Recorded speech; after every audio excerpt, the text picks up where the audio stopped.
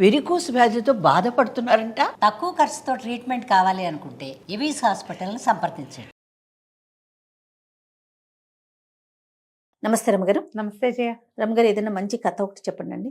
పంచతంత్రంలో లోహతుల మణిపుత్ర కథ అని ఒక ప్రత్యేకమైన కథ ఉంది. ఈ మధ్య ఎప్పుడో చెప్పాను, ఇదివరకు ఎప్పుడో కూడా చెప్పుంటా. అంటే ఒక వ్యాపారస్తుడికి ఇంకో వ్యాపారుల కుర్రాడు ఒక ఇనప కాటాన్ని అప్పచెప్తాడు.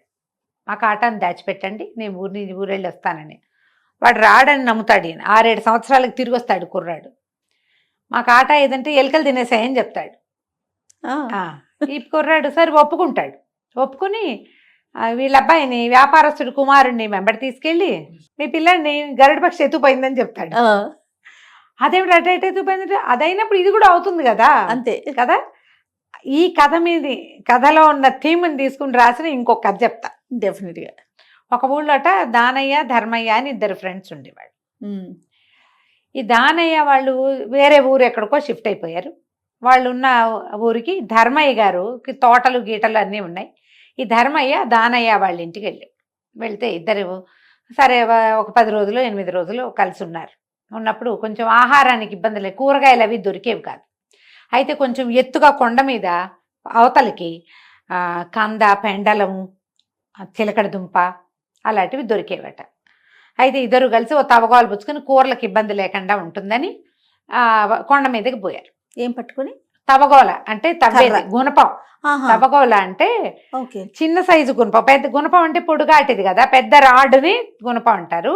ఇంతుండేదాన్ని తవగోలు అంటారు. ఓకే.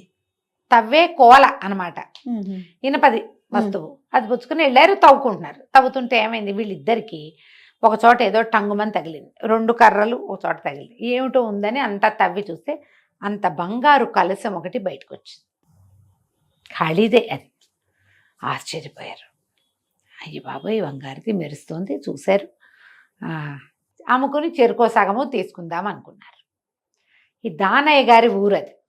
దానయ్యకి ఏమనిపించింది, వీరికి ఎందుకు ఇవ్వాలి, ఇది మన ఊరు కదా అని మాట మార్చేసి, ఇది బంగారమా ఏమిటి, ఎవడో ఏనాడో తెచ్చి ఇక్కడ బారేసి ఉంటాడు, ఏ తగరపదో అయ్యి ఉంటుంది అనేసరికల్లా ధర్మయ్య అన్నాడు, ఇంత మెరవదో తగరం అయితే చూద్దాంలే, ఏదైతే అది, ఏదైనా చేరుసగమను అంటే సరేనన్నాడు. కానీ దానయ్యకి ఇవ్వబుద్ధి లేదు.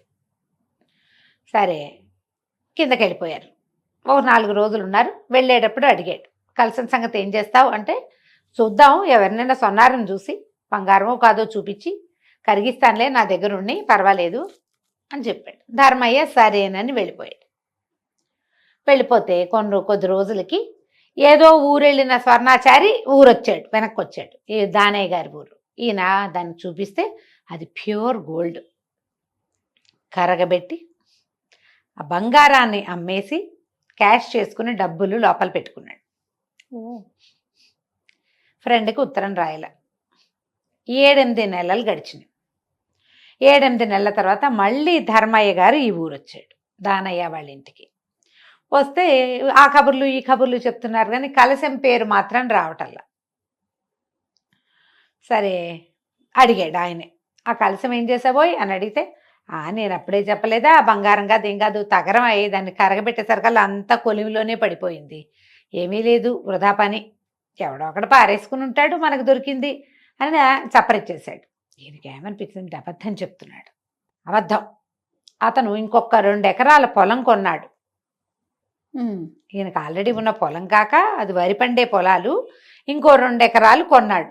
అది ఈయన ఊళ్ళోకి వస్తుంటేనే ఎవరో ఒక పాత తెలిసిన రైతు చెప్పాడు, మీ స్నేహితుడు 2 ఎకరాలు కొన్నాడు అని. తనకు తెలియకుండా వీడికి డబ్బులు ఎక్కడి నుంచి వచ్చినాయి, ఎకరాలు కొనేంత ఎక్స్ట్రా డబ్బు తగిలింది. ఆ డబ్బు ఏదై ఉండొచ్చు, కలసం డబ్బు అయ్యి ఉండొచ్చు.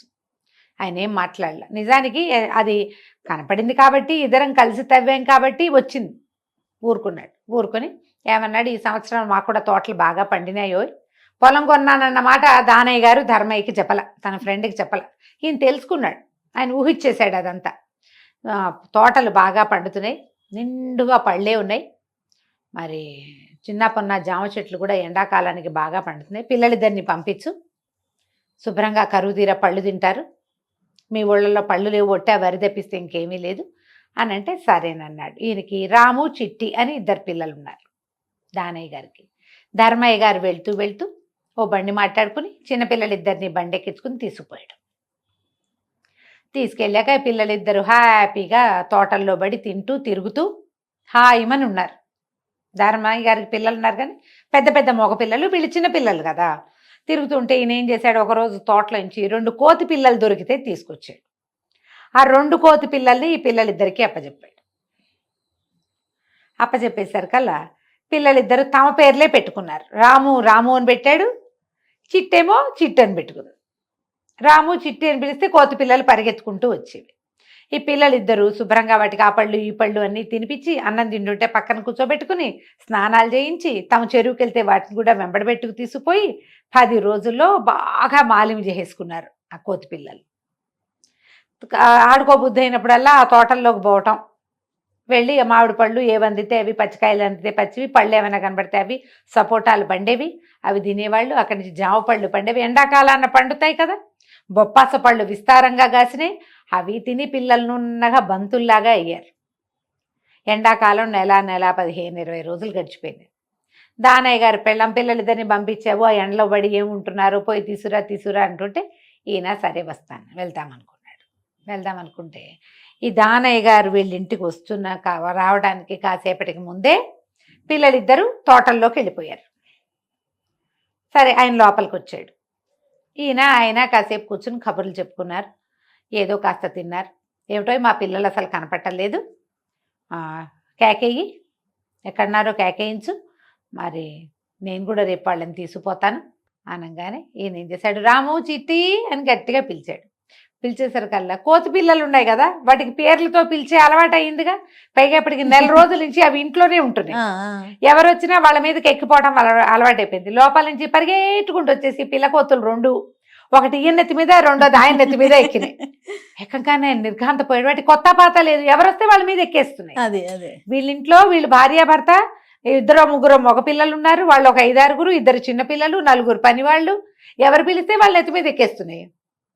వీళ్ళు ఎక్కేసరికల్లా ఏమిటో ఇదేమిటో అన్నాడు ఆయన రానయ్య గారు. అనగానే అదేనయ్యా మీ పిల్లలు, ఇదిగో రాము చిట్టి, ఏమిటో వచ్చినప్పుడు బాగానే ఉన్నారు కానీ తోటల్లోకి వెళ్ళడం మొదలు పెట్టాక ఇలా అయిపోయారన్నాడు. నిర్ఘాంతపోయాడు. పలుకుతున్నాయి అవి రాము చిట్టి అనేసరికి ఆయనకి నోట్లోంచి మాట రాల. అదేమిటో మా పిల్లలు కోతులైపోయారా అన్నాడు. అనేసరికి ఏముంది, బంగారపు చెంబు తగరపు చెంబు అయిపోలా అలాగే అన్నాడు. అనగానే ఆయన తెల్లబోయాడు, గుటకలు మింగేశాడు. క్షమించు ధర్మయ్య, బాగా ఆశపడ్డాను, పొరపాటు. ఏమిటి ఈ కన్ఫ్యూజన్, ఏమిటో అర్థం కావట్లేదు, ఈ పిల్లలు ఏమిటి కోతులు ఏమిటంటే ఒక్క 10 నిమిషాల్లో బయట నుంచి అరుచుకుంటూ రాము చిట్టి, ఇద్దరు రాము చిట్టి అని పిలుచుకుంటూ లోపలికి వస్తున్నారు. ఈ కోతి పిల్లలు 2 వెళ్ళి చేరుకొని ఎత్తి మీద ఎక్కినాయి. ఒకటి రాము, ఒకటి చిట్టి. ఆయన పిల్లల్ని చూసేసరికి అనిపించింది, నేను వీడికి వాటా ఇవ్వాల్సిన బంగారాన్ని నేను కొట్టేసి 2 ఎకరాల పొలం తీసుకుంటే నెలన్నరలో పిల్లలు ఇంచి పొడిగేదికి తలా ఒక చెరుకో 4 కేజీలు బరువు పెరిగారు.